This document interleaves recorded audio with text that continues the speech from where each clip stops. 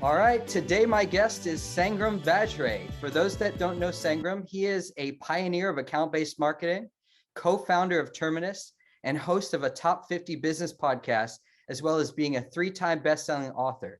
His books include Account-Based Marketing for Dummies, that he published in 2016.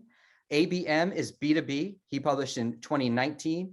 And his latest book, Move, the 4-question go-to-market framework, published last year in 2021.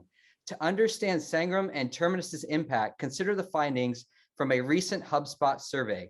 Of 1,000 global marketing professionals surveyed, 62% said they leveraged ABM in 2021. 33% said they plan to invest in ABM this year. So by that evidence, account-based marketing has certainly come a long way. With that, I want to welcome Sangram Vajre. Thank you for taking the time. Aaron, thank you so much. That's a good study to look at. There's another one that I found recently on LinkedIn, which actually put out that there are over 100,000 jobs now created in this with ABM as part of either your job title or job description. The fact that there are so many jobs created as a result of this new idea is certainly something that I feel very, very happy and grateful for. That is amazing. You made a huge impact. With that, I've got some questions to ask you if you're ready to jump in. Let's roll. Let's go. So it takes a lot of effort to document a framework like Move and then author and promote a book like ABM is B2B. What compels you to do all of this? Well, ultimately, most companies and most messages don't really make the mark and for people to remember it and for able to share that. And of everything that I've seen, what works for me is something that I've seen work for a lot of people, which is simplify it, not necessarily making it complete, but make it clear.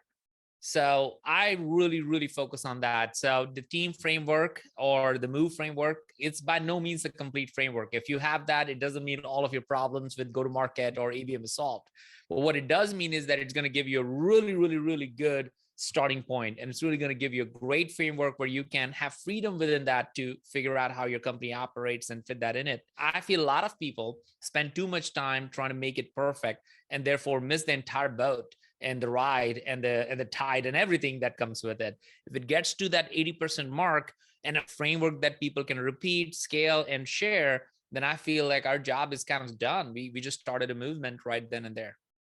In terms of that movement and the evolution, can you tell me how has B2B marketing changed since you co-founded Terminus in 2014? Oh gosh, let me take you back to 2012, 2013. Maybe that time, yeah. At that time I was running marketing at Pardot, and Pardot was acquired by Salesforce. So by that notion, I was at Salesforce. And I remember this, Aaron, really clearly as yesterday, where we had hit every number possible for number of leads that we needed to create. And my peer on the sales side came to me and said, Sangram, you and your team has done a phenomenal job. You guys generated, I think, 30,000 leads or something like that. It was fantastic at Salesforce, but here's what I want you to do. And I'm like, yep, sure. What's up? He's like, I want you to generate 3,000 more leads for me starting next month. I'm like, dude, you just generated 30,000. Like, what are 3,000 more? Like, why are we not talking about pipeline velocity, acceleration, expansion of these deals, or working more, conversion ratio, all those things that will help the business more effective and more efficient? And I just realized that at the end of the day, the way I operated as a marketer in 2010 and later or earlier was more like a coin operated lead machine. And therefore my counterparts, my customers looked at me and marketing as a whole, I think, as like, okay, they can just generate leads, and that was it. So I feel we have come a long way. Although I think marketers, for the most part, still are measured on it. So it's still not the entire way by any means. But I think that led me to start Terminus with saying, this got to change. And that's what the beginning of account-based world. Let's focus on accounts. Let's focus on few that matter, that turn into customers that we can serve the best. In many ways, I think marketing has tremendously changed from being a a coin operated lead machine where it's more on the order taking standpoint, all the way to now, all right, let's just create the next strategy. And I feel go to market is also one of the ways we say, well, if you want to market, let's go to market with a clear strategy that will drive the business forward. And that takes a ton of clarity and alignment that is missing in most companies. You have invested in your field in the marketing community. In fact, you host Peak Community, a knowledge sharing community for CMOs and aspiring marketing leaders. Why are groups like that so important to participate in if you're a marketer? Yeah, the community, I've said this in the podcast, right? Without a community, you're simply a commodity. That's one of my most common things I say. And I've realized that a lot of marketers, a lot of times they would just look for jobs when they lose a job, or when they get frustrated with a job, and it's too late by that time. And there are a lot of people who do the best work at their work, and something happens and things change and they don't know what to do. And then I come across a lot of marketers who, because I've been a CMO a few times, would say, well, how do I become a CMO? So I think communities is a great way where people can come together, learn from each other, and grow, so that when they're looking for a job, they're not looking for the last minute. You can see new jobs popping up, and you can keep that in mind. You can figure out how to go up in your career. Everybody needs to do that and figure that path out. So I think community is ultimately, if you can create and find a way that is a safe place where you can ask questions that you never asked before, or get answers or ideas for that you would not get in your day-to-day job in your company. I think that's where communities thrive. Now, I want to dig into your latest book, if we could. It's called Move, the 4-Question Go-to-Market Framework. And it's about the stages of company growth and how you use the GTM process to move through those stages well. So can you tell me what motivated you to write a book specifically about go-to-market? Yeah, I've written, this is my third book, as you said.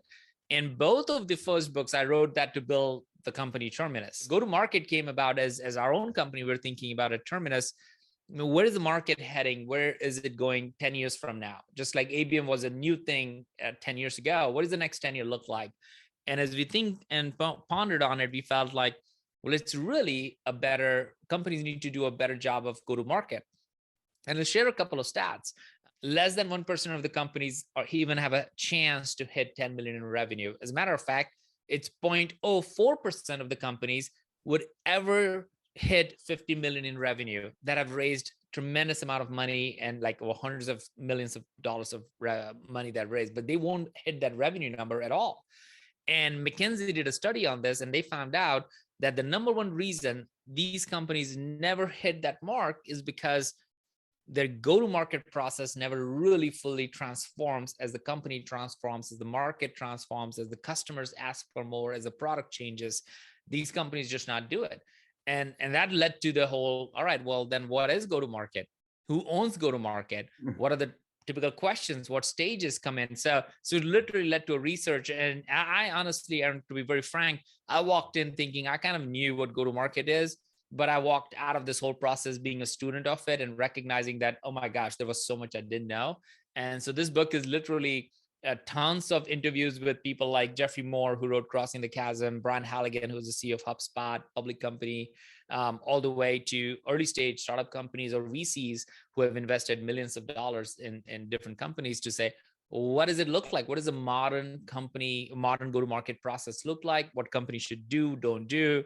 So it was a really fun project and a process that I get to be part of. I second that. I also know how important it is, but it's never been this clear as when I read Move.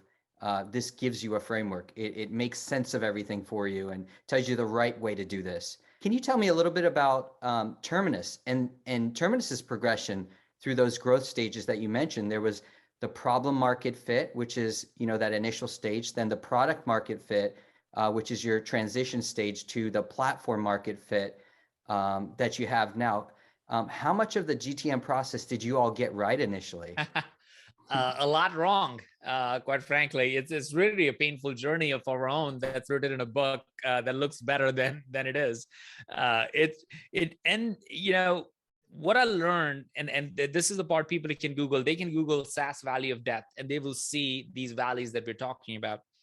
What happens more than often that you don't see when you see those charts, like Terminus hit $1 million in revenue in the first year, then hit 5 in the second, then 15 in the third. So when I say that, somebody might be listening to this and saying, oh my gosh, you guys were a rocket ship from day one. Well, if I push that chart out a little bit and actually showed you behind the scenes, there was a month where we were not able to figure out how are we going to pay the next month's rent. There were months where we didn't know where our product was and how we are going to survive. There are months where we had to figure out if you're going to raise the money and somebody said, nope, we're not going to pay in the last moment. And then we had to figure out another investor and figure out a different deal. All these things, nobody sees that. And that has a lot of ups and downs, but when you smooth out the curves, it looks like it's up and to the right. So the challenge is not that you're not going to hit these valleys of death. You will, absolutely will. That's just part of the journey. Journey is the part of it. But what's interesting is if you don't know how to navigate them, that's when it will just swallow you up. And that's why those numbers I shared had such a big significance. The companies that die, especially after 10 million or so in revenue, is not because the product all of a sudden became irrelevant or the team wasn't right. What happened was they just couldn't transform their business as fast. The market was changing, the competitors were coming in, the whole climate was changing around their business. And that transformation is hard. Aaron, I mean, I think it's one of the hardest things. I remember Brian Halligan, whose quote you just mentioned around, I asked him like, all right, you're a public company CEO. You've taken the company from a founder all the way to public company, 100,000 customers, billion plus in revenue. What is it that you guys, how do you define go-to-market? And his response as he pondered through it was, I think about it like a product, which became the quote in the book. And his point was, look, as a CEO, I make the decision. I have to figure out how the go-to-market works, but I do 3 things as a CEO. So if anybody's a leader in a CEO capacity or reports to a CEO, he was like giving the job description for a CEO. Either you have to be very, very good at the vision where you're going, be clear about it, and you have to articulate that to your employees, your partners, your customers, everybody, all the time. You have to be a repeater. Leaders are repeaters. So you have to keep doing that. Number 2, you have to be great at culture, meaning if you can't hire the best people in the world, then you're going to not survive. But he said, this is the third part. The unsexy part of my job is literally focusing on go-to-market, making decisions like, am I going to open a European office or am I going to acquire a company? Am I going to hire a salesperson or am I going to give more budget to marketing? Am I going to build a new product or am I creating a partner strategy to drive the business forward? These are all go-to-market challenges. But traditionally, most people think about go-to-market as like a product launch or a channel, and it didn't really have a holistic, comprehensive view of it. So I think that's really what this book hopefully brings out. You just explained the fact that GTM is the responsibility of the CEO. Now, I've worked with some companies, been in some companies where you wouldn't have known that. How has the message that, GTM, when it's broken, the CEO is to blame, how has that been received? Well, the funny thing is, as I interviewed as many CMOs, CROs, and C-level executives, everybody would point to somebody else. Oh, maybe that person owns it. Every interview I had with the CEO, Brian Halligan, Nick Mehta for Gainsight, Manny for CF Outreach, Kyle at SalesLoft, obviously us and others. Every CEO said, oh, I own it, without blinking an eye. So the most CEOs recognize they own it. Now, here's the thing. I'll bring you into a boardroom right now where a few months ago, I was in a conversation where why this is important, why the CEO needs to really understand he or she owns it. Otherwise, they're going to really, really drive the business bankrupt. The CEO, and I'm an investor in some of those companies, and we were having this conversation where the CEO said, look, I just saw our competitor, who is 35 million in revenue, raise $1 billion valuation. You're like, yep, you're right. He's like, I'm a $50 million company and my valuation is $500 million. Explain to me why. And on a surface, you're like, oh, that's a good question. Yeah. You dig in. The $35 million company had the net retention rate, NRR, which is making sure that you have making sure that you have a repeatable business, making sure that you are expanding within the existing businesses that you already have, is over 100% for that company. It's almost 120% for the $35 million company, which is why their valuation was $1 billion. The other company whose revenue was 50 million, their net retention rate was about 75%. Now, when you do that math and you start thinking about it, it's like, what's the big difference? Well, revenue wise, they're like almost double the company, but net retention is like some 25%. What's the problem? The problem is the 120% company has proven a much more longer, durable, efficient business than the $50 million company. And so hence the valuation for more revenue does not equal more valuation. For the first time was very clear to the CEO and for all of us sitting in the room trying to figure that part out. So I bring that story up to say that a CEO has to understand these metrics, and the NRR number could be changed not just based on your top line growth, because if that was the case, the $50 million company should have gotten more valuation, but that didn't happen. They got a lower valuation, even worse valuation. And we almost told the CEO that, hey, look, if, as a matter of fact, if you had over 100% NRR, and if you were a $25 million company, we would have still given you the valuation of $1 billion. Because that $25 million company had the basics of building a multi-billion dollar company. So I go through that numbers for people to just understand that go-to-market is not just this philosophical view of what the world needs to be. It is actually backed with data and science, where you can literally see why companies get valued as crazy. Sometimes you think, how in the world that company got $1 billion valuation? Where here are some of the metrics that actually make that work. You talk about metrics. I want to push you a little bit on another possibly controversial part of the book. So when it comes to GTM metrics, my question is, why can't marketing, sales, and client success be trusted to report on a set of predetermined numbers? Why is it that you need the RevOps function? Why is it essential as a single point of truth? Yeah, no, it's a great question, man. I think I'm on a billboard somewhere. I need to find that picture. I said it somewhere and now it's used everywhere, which is that RevOps is the second most important role in any business. And I think some RevOps company took that and put it everywhere, and it's now everywhere. So I'm going to own that one and I'm going to kind of run with it. But here's the reason. When it happened at Terminus. This was 2.5 years ago. We hired Mallory Lee, who runs our, she's the head of RevOps, and she runs RevOps. And what she did was she came into meetings, and every Tuesday morning we have an executive meeting, and she would run a RevOps dashboard. It was called the go-to-market dashboard. That's what we created as a template in the book. People can go download that on the movebook.com. But she created a go-to-market dashboard and said, all right, I'm going to run go-to-market metrics here, marketing metrics, sales metrics, CS metrics, product usage metrics, all these metrics straight up. And what it did for all of us for the first time, and it's been like 7-8 years now that I've been running the business as a founder, for the first time I saw that every person in that room no longer was a CMO or a CRO or a CSO or a CFO. Every person in the room was a business leader who specialized in whatever discipline they were in, and they were all trying to solve a problem. So the reason a RevOps person is so important, and it's not less about trust, but it's more about understanding of the business. The worst question ever created in the history of SaaS for executives is this: Aaron, if I give you $1 more, what would you do? Right? Like, that's the worst possible question to ask. And the reason is, if you ask that to a marketer, they will say, oh, I'll spend more money or hire a marketer, a content marketer. You ask the same exact question to a sales leader, oh, I'll hire an SDR or an AE or something like that. So everyone is going to have whatever the function they know much more about, they're going to have that answer. But RevOps, now that's a different story. This is why it's important. RevOps, you ask the same exact question. The person in the RevOps, because they don't have an allegiance with any one of this, they're just looking at it very objectively, and they might look at it and saying, you know what?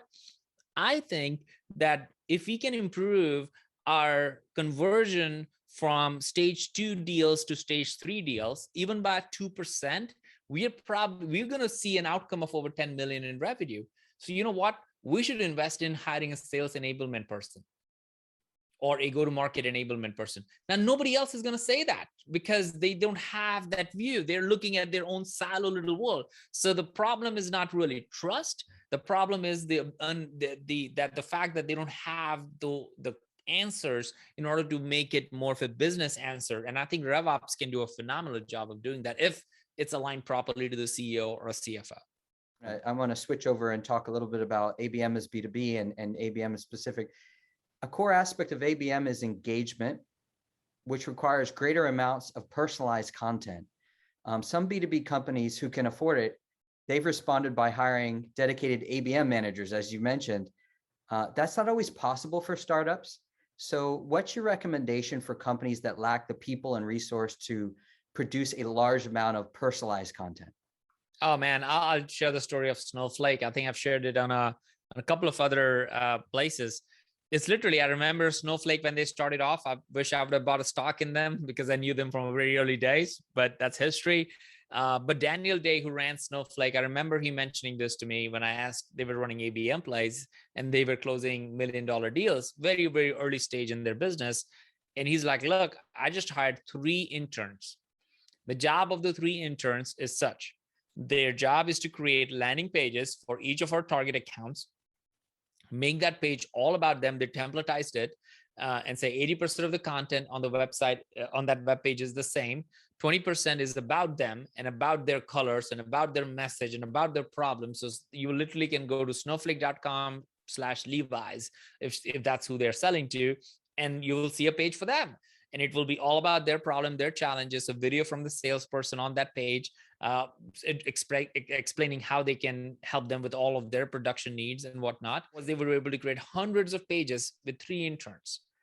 And close $1 million deals. And you obviously would know if somebody goes to snowflake.com/Levi's, they're not going to go there randomly. They're going to go there when somebody has. So it was a very well thought of, orchestrated thing, but they did it with interns, man. So I feel in a world where we're trying to either go hyper personalized, we overthink the level of complexity in it, as opposed to simplifying it and using people who don't attend meetings to get the job done, which would be interns.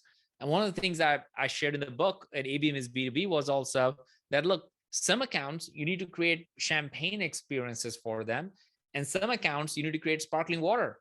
There's nothing wrong with it. You know, people take offense at that. I'm like, well, that's how it should be. If you have $1 million deal and if you have a $1,000 deal, if you create the same exact experience for both of them, you just totally miss the mark. Either you're diluting the value for $1 million account, or you're over creating the hyper personalized experience for that $10,000 account. You need to figure out what works for what. Here's one last thing I would say to this, Aaron. This was Story, who ran ABM program for us. He taught me this. He said, look, I have all of these menu of options: ads, email, direct mail, whatever, sales call, messages, all those things. And he said, look, here's what I do. I start with the least possible thing that I can do at scale. So for example, he would start with advertising because it's easy to do it and run it without having a bunch of people go through it. And when he sees, oh, somebody reacted to that advertising, then he will send them a direct mail. So, and then the direct mail is reached, then he will put a trigger for the salesperson to call them. So in many ways, you can have all of your menu of options, but you don't have to execute on all of them all at the same time. You can start one at a time. And I think that's where people, again, overwhelmed with like, oh, I could do everything under the sun, but you really don't have to. The next set of questions I want to ask are actually from my LinkedIn community. I asked them to submit their questions in advance of our interview. And here's what some of them wanted to know. So Ben Hayworth asked, traditionally, sales and marketing teams have been considered 2 separate functions. Recent philosophical and technological shifts are beginning to blur the lines between sales and marketing. What is the ideal relationship between these 2 functions?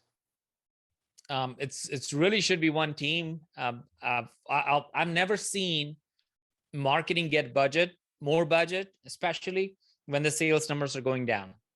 You can correct me on that, Aaron, or anybody on this one. Drop me a link if you've ever seen that, because I've never seen that ever. But at the same time, I've always seen whenever the sales numbers are going up, the marketing gets more budget. They don't have to prove an ROI. They would automatically get more budget. So I learned this is building Terminus and reporting to venture capitalists.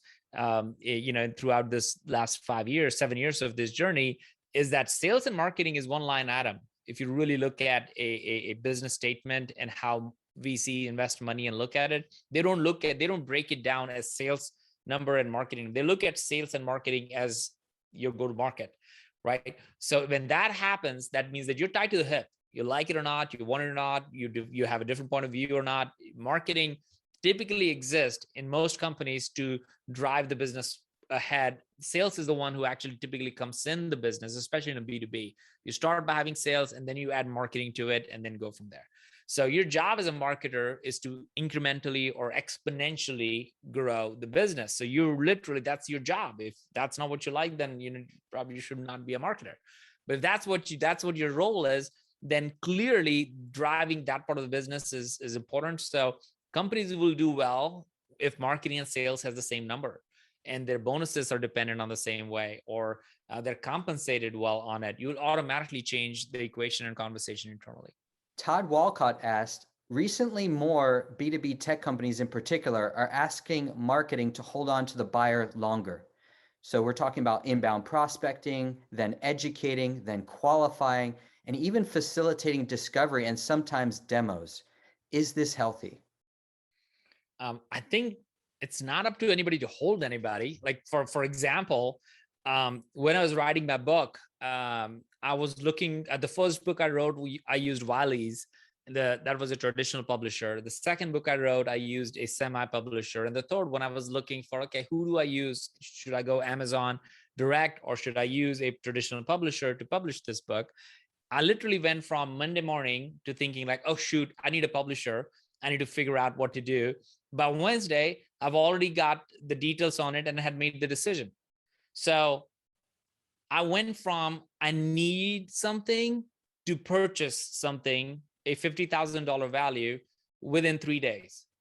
So if somebody had a nurture program that is a 6-month email drip program, forget about that. I've not even got their first drip.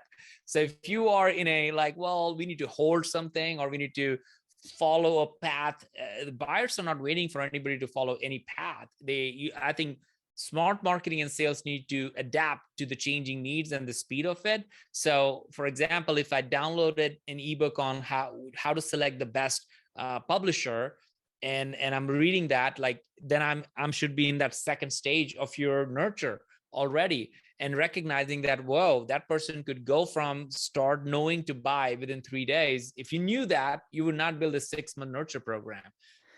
Before we finish up, I have a few more personal questions to ask you if you're okay with that. Sure thing. So what is your connection to New Story? It's a charity that you've donated the proceeds of your book to. Can you give me just some background on New Story? Yeah, New Story, Brett Hagler is a good friend of mine, is CEO of New Story, based here in Atlanta. They build houses all over the world. Their whole idea is to the fact that there shouldn't be anybody without a home, which to me just speaks a lot. So all the proceeds from my last book and this book, until last year, has been going directly to them. And to me, that idea is really, really cool. But what's even more interesting is that they build 3D houses.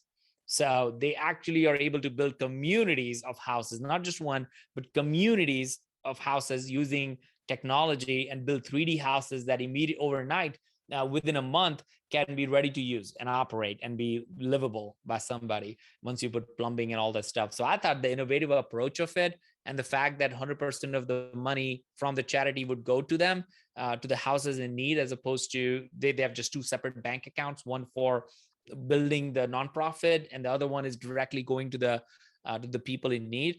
I just thought it was a very fresh approach to doing it, innovative approach to building houses. And obviously the mission is something that I feel very passionate about. Earlier this year, I know you took your family on a mission trip, and you do that regularly with them. Can you talk about this and why that's important to you? Everybody, recognizes that we're not standing still as much as we would like to or we need to. And I think we need to create what I call our forcing functions in life that pushes you to get to a point where you're like, okay, I need to take a pause, or I need to focus on this.